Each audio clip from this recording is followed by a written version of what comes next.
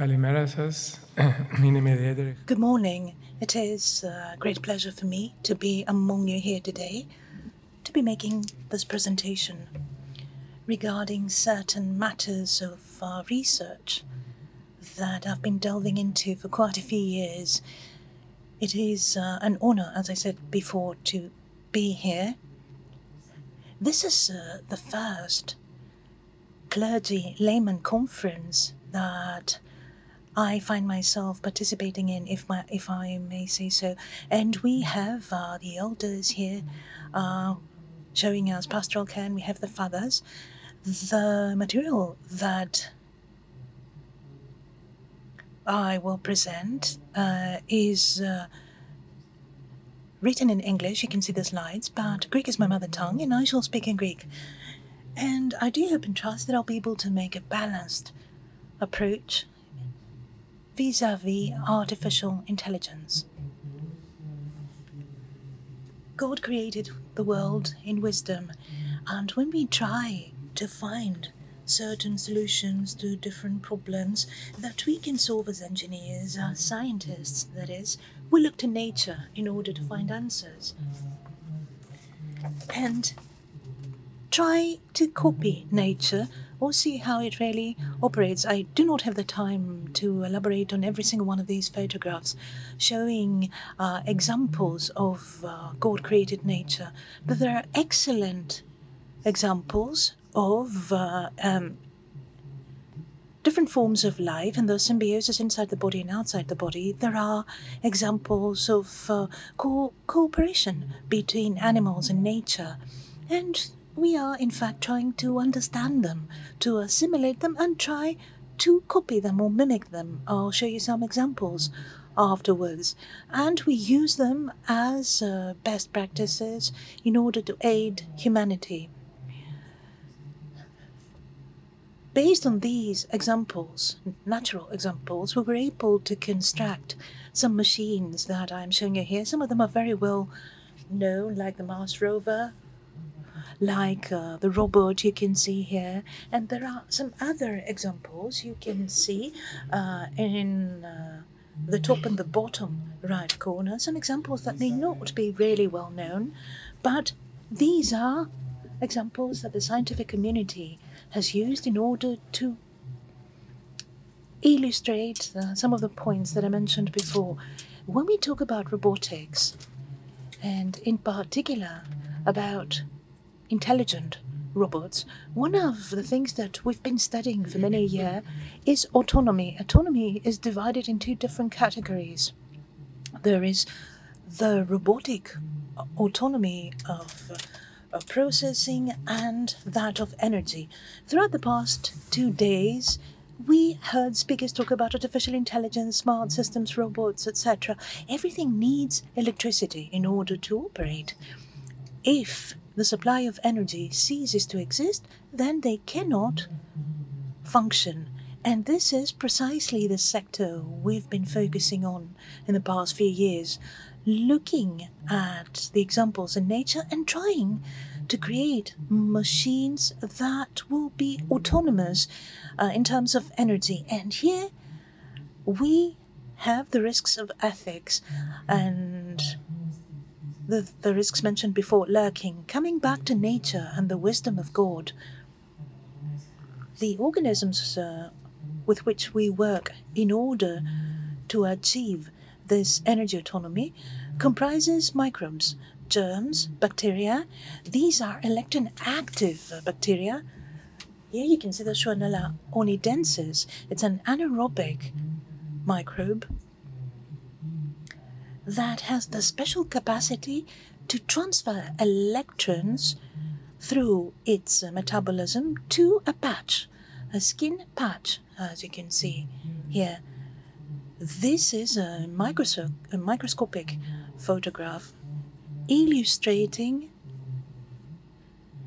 what is outside the microbe. The scientific community has called this a nanocable, and this is the material that the microbe uses in order to transfer the electrons from its metabolism to the patch, the electrode, that is. And here you can see how it is that we take these microbes and encourage them to grow in the form of biofilm on electrodes, through which we can have this generation of electricity. This is the specialization that we've been working on, and this is how we have built some of these units. And through these microbes, we can actually get electricity, the energy. The important thing worth pointing out is that these microbes metabolize and consume what we feed to them. And when they do that, they utilize waste. We supply them with the waste. I'll show you afterwards. Following this line of research, we've been able to manufacture a family of robots. There are 4 generations, and I'll show you a 5th one. You can see that they are not the traditional robots with all this smart technology, electromechanical robots, etc., but they have this capacity of energy autonomy. The video on the top left-hand corner shows the first effort we made in 2002. You can see this blue, the polystyrene is the robot. We have the cell layers that comprise the microbes, and then this robot has been set on a trajectory to find the light.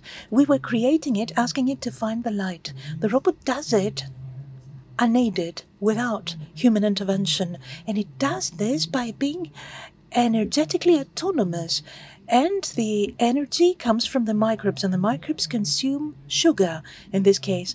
The rest of the examples you can see on the video show the next generations of these robots. We were able to show and demonstrate the energy autonomy of movement and collection of data, processing of these data, and transmission of these data to the user. And we've used some more flexible materials to show you precisely the capacity of the robot to change the form of its shape and collect waste from its environment, waste that it will be able to utilize.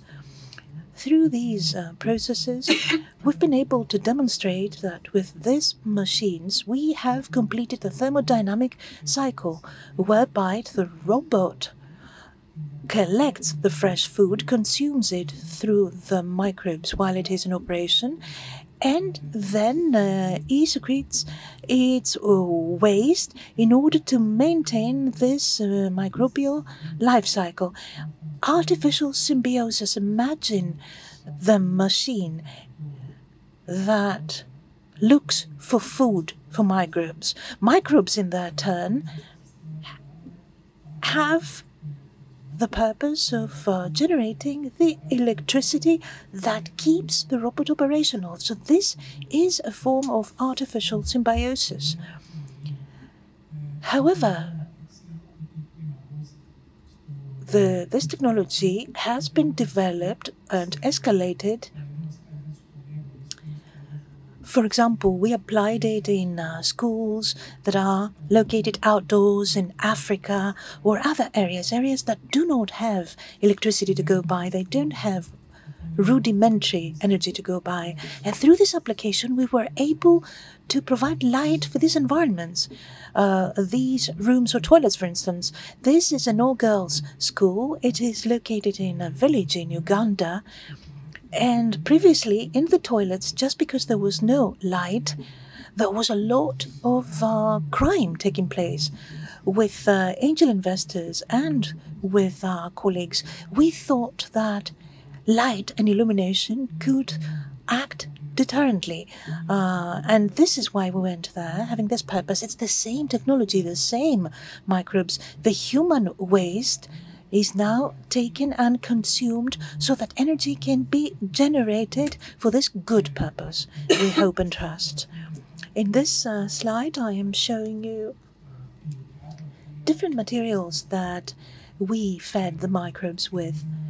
We started with urban solid waste. We moved on to flies, to grass clippings, shells, human waste, organic waste, algae, even the leachate from a landfill, which is the worst thing that is produced by people. And here we come to some ethical questions. Some of them are edible, so they are useful. We take them from the cycle of nature. Some of them are organic waste, and up until recently, we thought that they were useless. But we see that there is utilization, and they have a role to play, as we say, in the cycle of nature. We used insects and other animals or bugs. They had died of natural causes. But if we manufacture robots that feed on them, then we give incentive to robots to hunt animals, to eat them. And I come to the question on the right. If we can show that this technology utilizes human waste, then some of these machines may be chasing these waste, and if they are content with waste, it's okay. But if we entertain the thought that waste has a calorific value, then some scientific questions arise. What is the calorific value of blood and flesh? And here we come to serious matters. I apologize for the pictures that I'm showing you. They are from a film that is very well known, and it shows the Terminator here, who hunts people to kill them. Sci-fi, science fiction, you'll say, but if with our research we were to give impetus to this way of thinking, then of course an evil mind could lead to that. We have armaments with teleguided accuracy, and this strange piece of furniture that you can see at the top. We had been approached by a group of artists, designers in the past, and they had said that they were inspired by our work. We sat down in our lab for 3 days and we discussed extensively. They left the laboratory and then they published a journal, and they included this example. This is a coffee table, and in the middle it has something that tears apart flesh. It is a rat trap. If, for example, the rat appears on the surface of the table where people are drinking the coffee, then this mouse or rat will be killed, and it will generate energy. And they said that they had drawn inspiration from our paper. That is why, 4 minutes you're telling me. Thank you very much, moderator. Even this great scientist, Albert Einstein, when he saw the consequences of the atomic bomb, he repented for the letter he had sent to Roosevelt on August 2, 1939. In the letter, he had written that uranium can be used in order to generate a huge quantity of energy which may be used for strong armaments, strong weapons. And a week before his death, even at that point, he was doing his best to correct this wrong orientation of humanity. He had been trying for years until 1 week before his death. We heard throughout the 2 days in the presentations that it's up to human beings to make good use of technology. We have technology that can help us improve situations like the top ones, or can lead to situations like the bottom right picture. The speaker is showing us a bomb as far as we can see. And of course, we have the ontological standards of robotics and the international organization that focuses on them. So we have ethics in robotics and artificial intelligence. And the combination is all about safeguards, safety valves, trying to direct research. to something good in robotics. We speak a lot about the three laws of Isaac Asimov, although the laws are of sci-fi, science fiction. They, however, constitute the backbone of ethical thinking, and there are more modern thoughts for legislation concerning robotics laws that clash the ethical or moral attitude one has to robotics. And this is the risk. When we come and we see these environments, these are published photographs, okay? I'm showing you published photographs. In effect, what we see is really happening, and the first photograph is very descriptive. You can see the conditions, the living conditions of our fellow human beings. See, if we were to come with this technology and applied this technology for a good purpose, why not robots like the friendly Wally, for example? With the help of this technology, they could generate electricity and help our fellow human beings. You can see on the right the South African efforts made by Durban. And I would like to close on a positive note and say that for us, in this sector of environmental engineering and robotics, it is immoral and unethical not to do something to improve the conditions of human beings. And we see a world where the facilities for urban waste in the future can become electricity generating facilities, generating electricity and clean water. And with the collaboration of good robots, we can have a better society. This is what I have to say. Thank you very much for your attention.